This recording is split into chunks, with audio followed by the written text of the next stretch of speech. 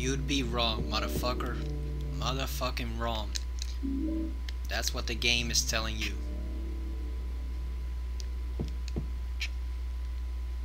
We're finally gonna get to use the battery we picked up here for the flashlight.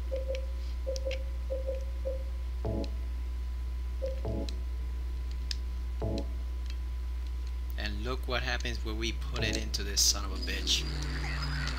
Change the light's battery. Turn it on. They're everywhere. The goddamn motherfucking roaches are everywhere. And the combination is completely random too. So you basically just have to keep trying until you get it.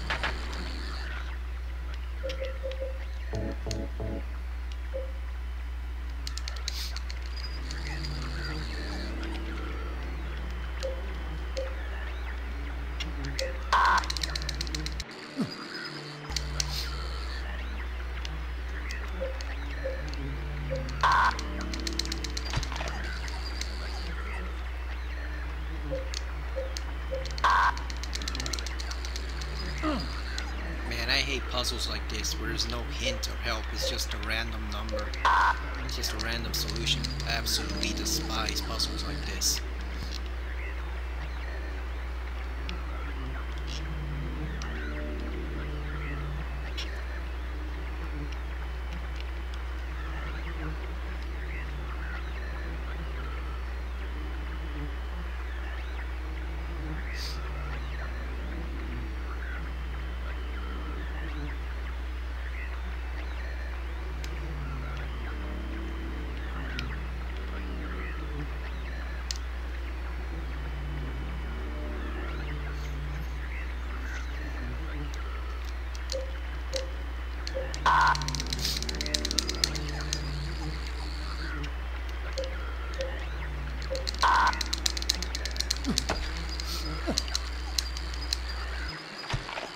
And the thing is, you can't kill them all, they'll just respawn.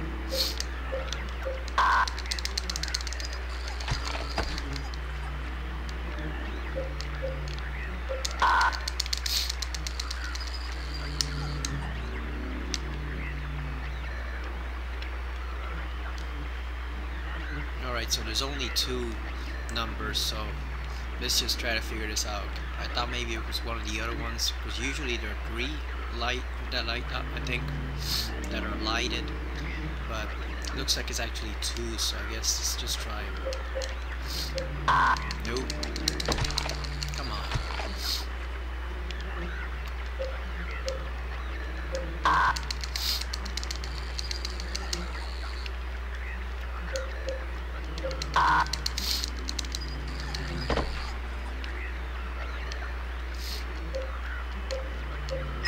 There we go. We can finally get out of this bitch. Goddamn roaches.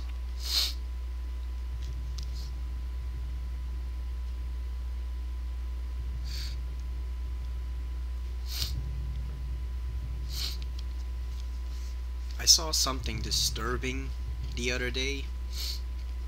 It's called the Batman that laughs.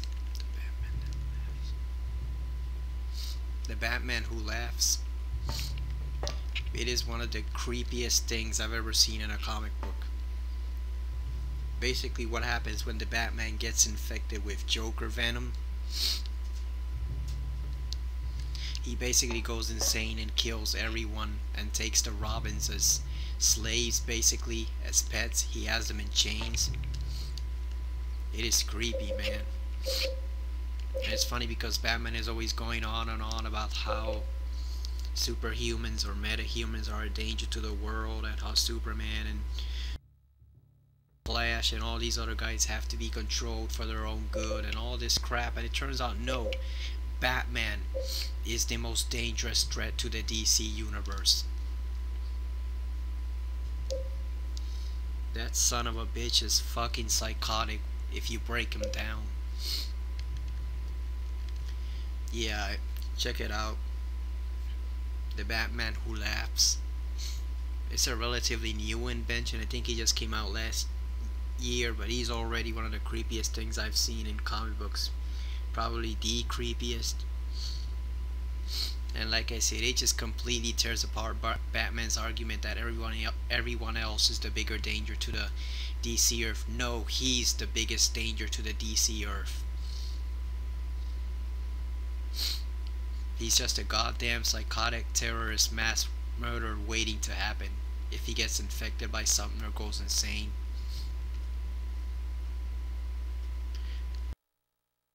Lied that he basically has Superman and his son kill and eat Lois Lane after he infects him with black kryptonite. So yeah, that son of a bitch is twisted. And they're probably gonna have to kill him if they haven't already. So this is the key we picked up already. It's called the spiral writing key.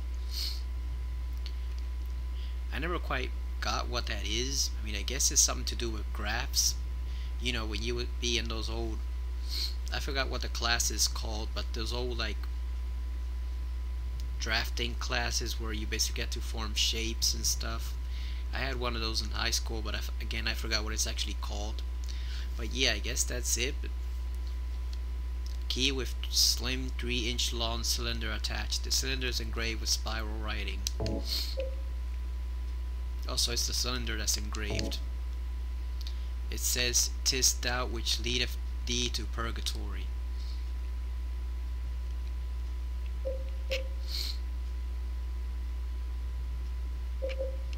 So yeah, there goes my whole theory.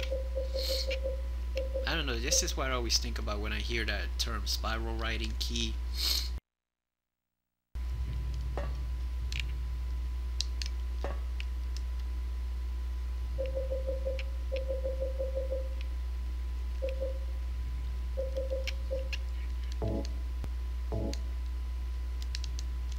What do you mean we can't use it here? It's locked.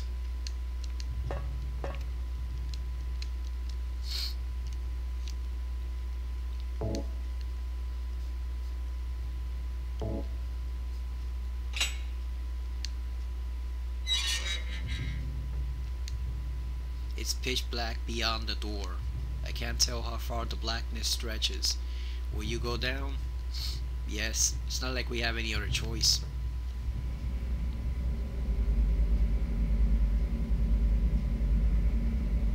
Yeah, so if you notice, he's actually going forward through the prison, not really down.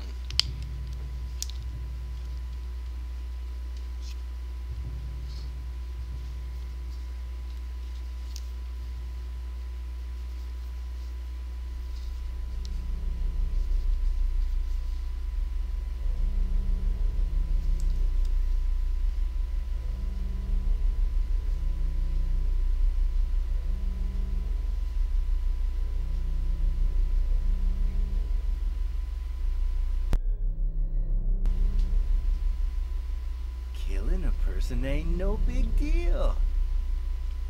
Just put the gun to their head. Pow.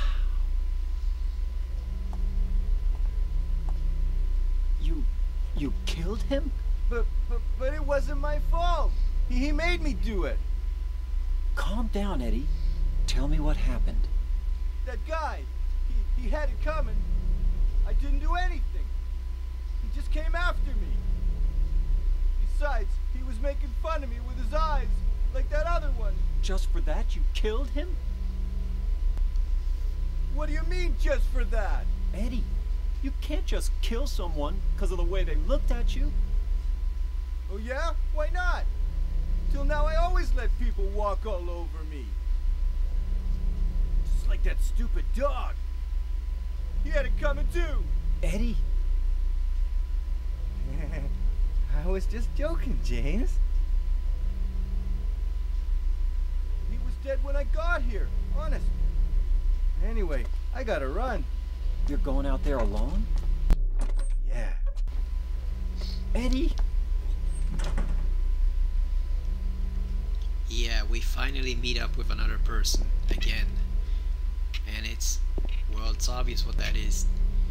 Yeah, Eddie, somehow I don't buy that you were just joking. You obviously killed that guy. It's a corpse. The body is marked with bullet holes. So not only did you kill him, you really killed him. That's a difficult situation, isn't it?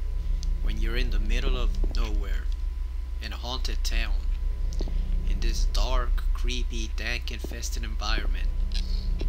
There's no other place to go, and the only other person there with you is an obvious psycho. Like, what the hell do you do in that situation?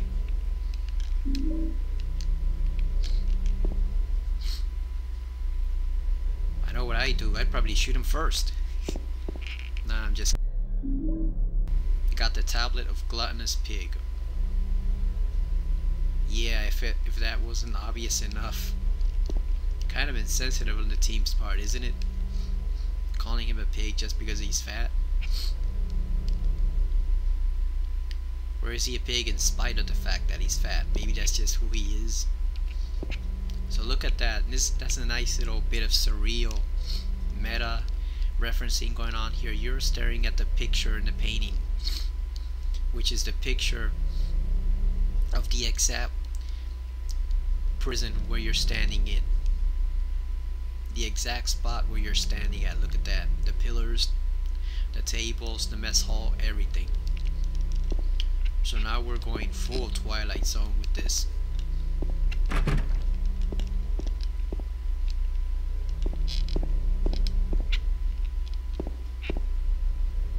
So it looks like there's the rules of the mess hall. You can tell because there's a spoon and a fork. Examine it because it's blocked by the tables. Don't you just hate that in games where something is blocked by like a 2-foot table and the character can't climb over it? That happens a lot in Resident Evil games and survival horror games like The Evil Within 2. There's a 2-foot little table.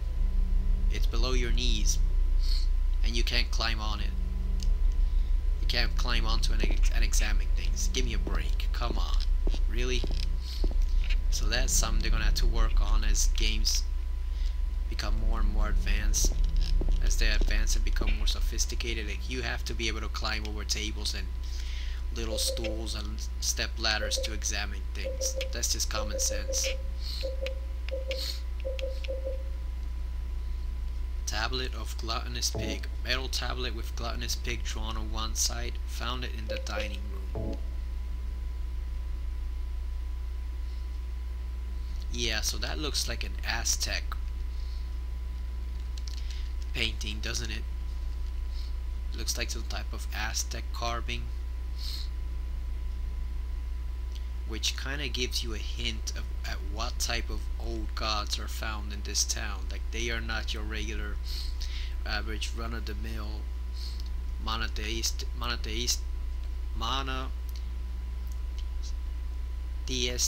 I don't know how to say that word, but monotheism. They're not Christian God. They're not that type of God. Darker. Monotheistic. There we go.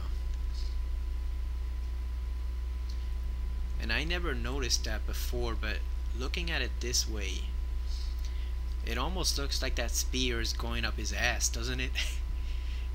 You know, look at that. And I never noticed that before at all.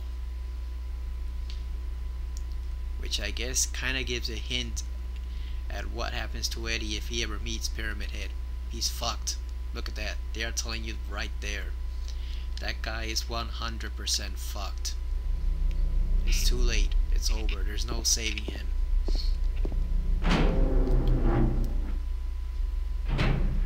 Of course, why is there no saving him? That's the reason we gotta find out later on. So this is a huge area, so we're actually just gonna do a couple of rooms, or just a few rooms, and then save and call it a night, because this is a huge area, the prison.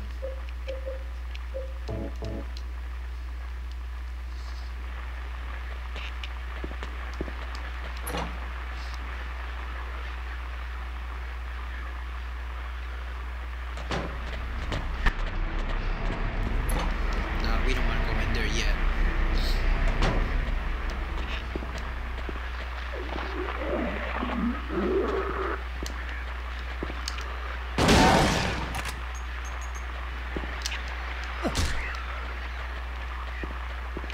Man, you take out one and there's another one right there.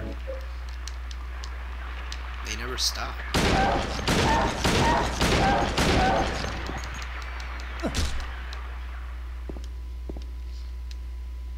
There are documents on the desk. They've got nothing to do with me though. Can't you read them anywhere anyway, James? Seriously? I don't have a map of this area. Oh, because it's lying right there on the table.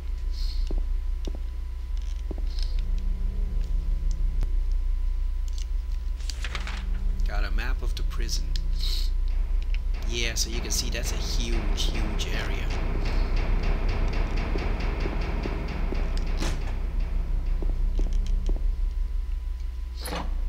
And a lot of the rooms you can enter, but many you can't.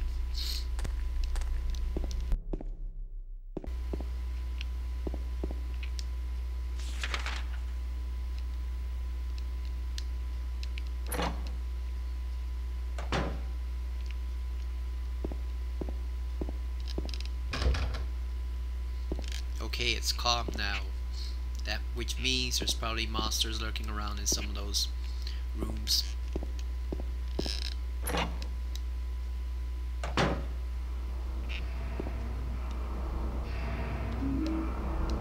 I got a lighter, and there's a health kit on the other side of that room. Guess that's a visiting or interrogation room.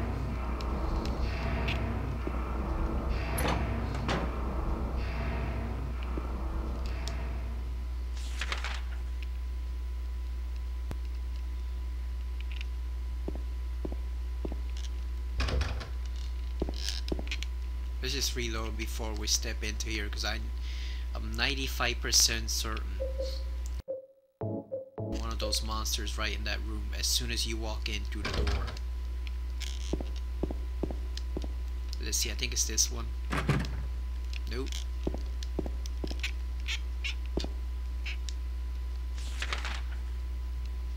Oh, there it is. Yeah, game, don't make a liar out of me. Let's just check this out first.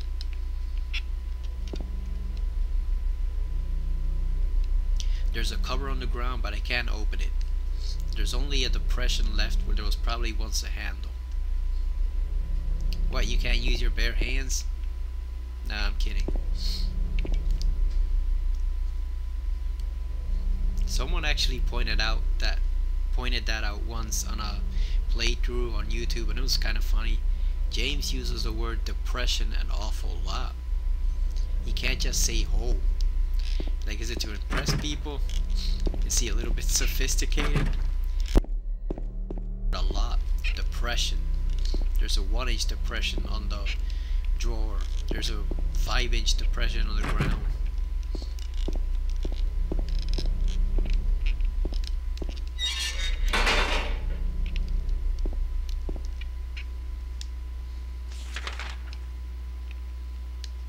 Alright, let's go in there and examine that.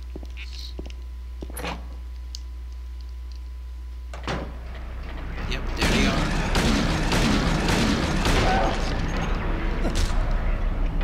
Right as soon as you come into the very room. So there's a nice painting of what looks like the prison in its prime.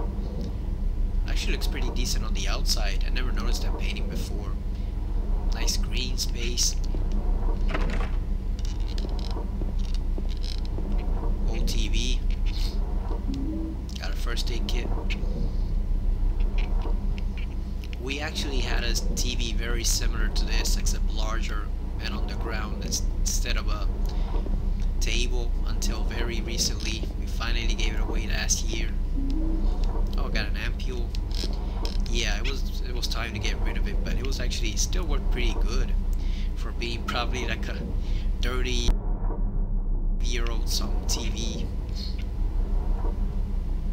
Oh, and here's the butter cake, a famous item in the Silent Hill series.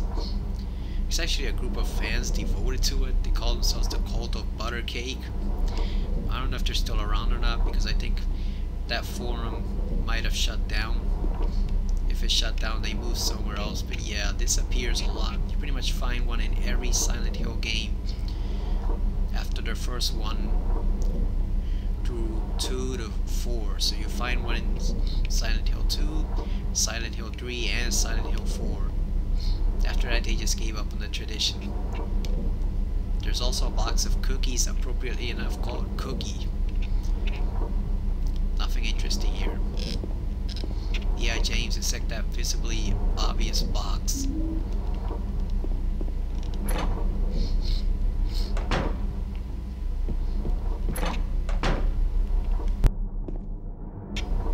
Wonder what happens if you actually try to bake that butter cake. What would it turn into? There's a diary here. Prisoners do not feel remorse. In fact, they do not feel themselves to be villains at all. Even the most uneducated brute will use what little words he knows to justify himself. Yeah, where have we heard that before recently? In politics. I can think of certain uneducated brutes who will use their 4th grade language to try to justify their insane decisions. And such trifling dreams they have, flourishing even in the darkness. Prisoners too are no exception. So that's a pretty poetic-minded guard. Seriously. No matter how foul nor loathsome one's own life and existence may be, human nature is abiding. So I find that kind of unfair because, yeah, people will use whatever excuse they can to justify themselves. But what if you really are innocent, you know? What if they really are innocent? What if you're in this prison and you actually didn't commit the crime that you're accused of? Of course you try to justify yourself. It's only natural.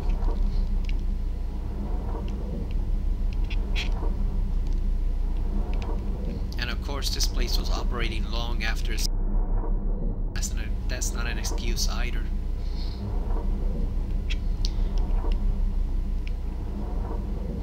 I think it's just playing into the mindset of the prison guard that many people have, where everyone who's put in there is automatically guilty.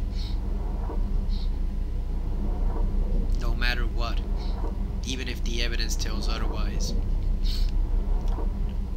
Oh, now here's one of my favorite parts of lore of the series. One of my absolute favorite little hints. There's a magazine here. I've never seen it before. It's probably a locally published magazine. So that's pretty cool. They have their own magazine in Silent Hill. But here's where it really gets juicy. Toluca Lake, the town's main tourist attraction. This clear, beautiful lake has another side as well. It may seem like just a typical ghost story that you might find in any number of old towns across the country, but in this case the legend is true. On a fog-bound November day, the little Baroness, as ship filled with tourists failed to return to port. A newspaper article from back then simply says it most likely sunk for some reason. Despite an extensive police search, not a single fragment of the ship nor any of the 14 bodies of passengers or crew has ever been recovered to this day. In 1939, an even stranger incident occurred. There are many pages torn out. Many corpses rest at the bottom of this lake. Their bony hands reach upward towards the boats that pass overhead. Perhaps they reach for their comrades. So they basically disappeared into the twilight zone. That little ship in 1918 sailing out with all, what was it, the 14 passengers, and it just never came back. Now they explained what happened to that ship in Silent Hill, the arcade game, but I haven't played that, and probably never will, because that wasn't developed by the original team at Konami. It was developed by a new team, and one of the somewhat older American guys overseeing it. Whatever explanation they gave for the sinking of the ship is probably bullshit.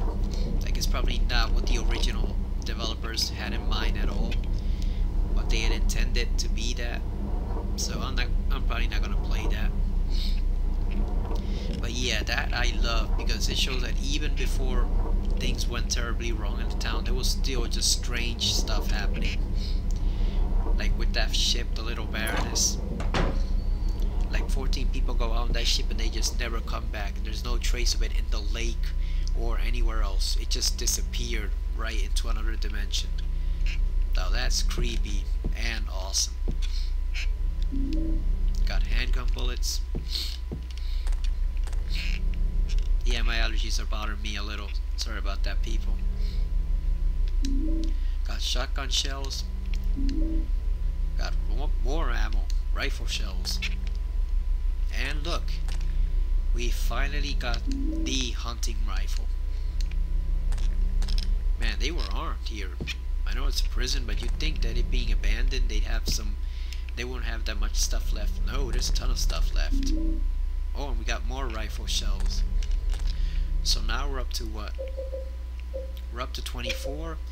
We got 52 shells for the shotgun and 61 bullets for the handgun.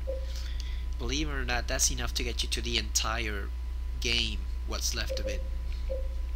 So we're pretty stocked right about now.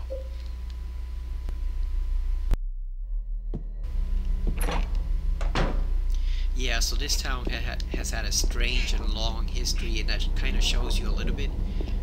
I wish there had been more hints of stuff like that scattered throughout the first few games. Because after the other teams took over, the American and British teams, it's obvious they didn't really have an idea of how to continue that. Team Climax does a little. They're the British team that developed Silent Hill Origins, so they had a little bit of an idea on how to keep that going, how to continue that weirdest trend. But the other teams really didn't. Especially the team behind Silent Hill Homecoming, which gave you no lore whatsoever, just a straight up forward story. That I didn't like. Alright, so let's check out the bathrooms before we go from this area.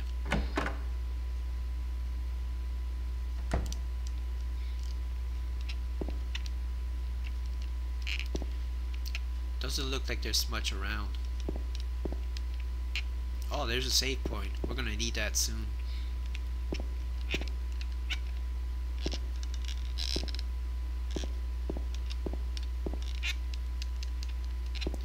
Nah, there's nothing here. Although it would be creepy if there was someone in there, wouldn't it?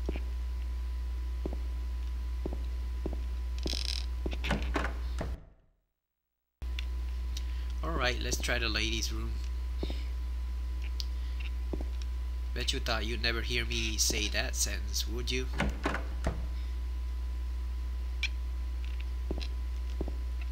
You know, you never thought you'd hear me say that, didn't you? It's actually not as filthy as it could be, isn't it, considering this place has probably been abandoned for like 50 years or so.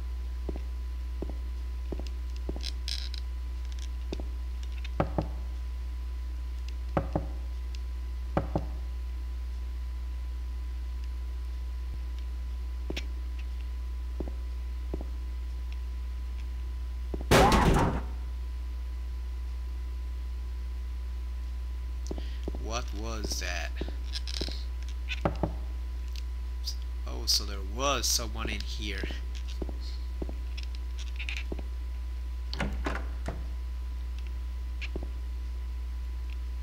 And I guess whoever it was, she just fell through the toilet, so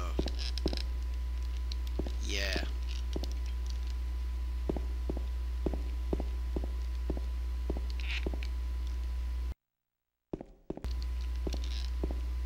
It's funny, a lot of people complain about jump scares, but I think they're actually a pretty significant or important part of survival horror games, because even if it's something that's almost purely psychological like this, you still want that jump of adrenaline, don't you? Like, you still want that little burst of adrenaline to keep you going, you know, just to shake you out of your apathy, the way Bruce Wayne would put it. Because you get, seeing all the monsters and stuff, you kind of get used to it after a while, and they don't faze you. But if the developers throw stuff at you like that, I think it actually keeps you on your toes. The original game did a lot more of that, and it did it brilliantly. Like, it combined gore, psychological, and jump scares, whereas Resident Evil is mainly just jump scares and gore. So they did a pretty good job. I think it is necessary.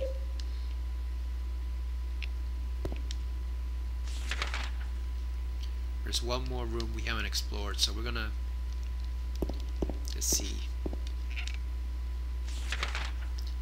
Yeah, I am terrible at keeping track of things without the map, even in a game which I've already played like 1,000 times before.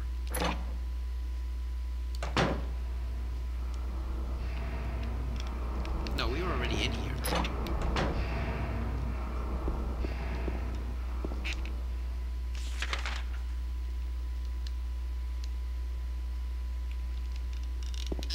Oh, and we can't open that door. Never mind.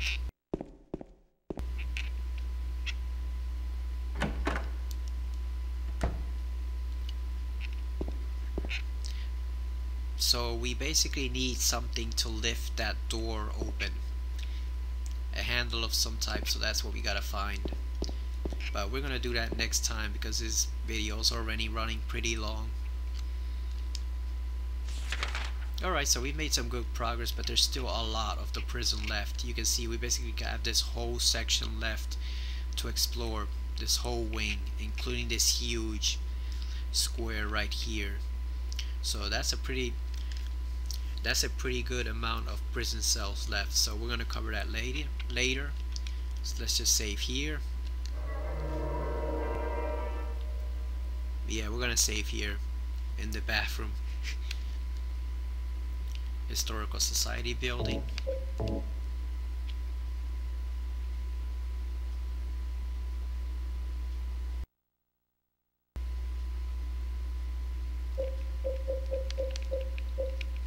Alright, so we're at 6 hours and 17 minutes in.